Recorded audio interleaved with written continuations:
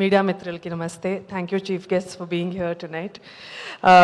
బాపు అనే సినిమా నా కెరియర్లో నేను ఎప్పుడు నా లైఫ్లో మర్చిపోని ఒక ప్రాజెక్ట్ ఇది. ఎందుకంటే ఫస్ట్ టైం నా బాపు నాకు ఫోన్ చేసి చాలా గర్వంగా ఉన్నాను, ఈ సినిమా నువ్వు చేసావు, ఈ సినిమాని నువ్వు సెలెక్ట్ చేసుకున్నావు కాబట్టి I feel very very proud of you అన్నారు.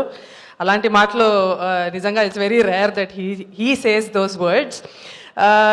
ఎందుకంటే అంటే మనం కమర్షియల్గా చేసే సినిమా, గ్లామరస్గా చేసే సినిమాలు పక్కన పెడితే పల్లెటూరు సినిమా చెయ్యాలి. బికాస్ సిటీ అనేది ఒక శరీరం అయితే పల్లెటూరు దాని soul. So every actor has to do role. ఒక పల్లెటూరు కథ చెయ్యాలి, అప్పుడే నువ్వు ఒక Indian actor, otherwise you are not an Indian actor అని చెప్పే మా బాపు. First of all, my biggest thanks to my Bapu for allowing me to be an actor. Allowing is a very big word in India because the choice for a woman to be an actor in India is very tough.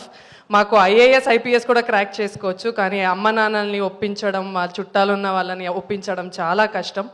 అలాంటప్పుడు ఒక 10 years back నేను వేరే ఊరికి వచ్చి shooting చేస్తున్నప్పుడు మా నాన్నకి ఎంతో భయం ఉండే. అంటే రాత్రంతా నిద్రపోయేవారు కాదు.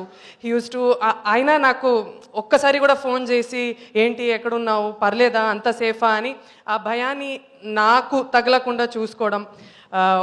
చాలాసార్లు నిద్రపోకుండా నేను నైట్ షూటింగ్ వెళ్తుంటే నిద్రపోకుండా ఉండడం, ట్రావెల్ చేస్తుంటే.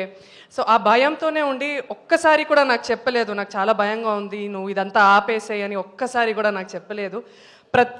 ప్రతిరోజు జస్ట్ ఒక మెసేజ్ ఫోన్ చేసి ఐ హోప్ యూర్ ఓకే అంటారు, అంతే.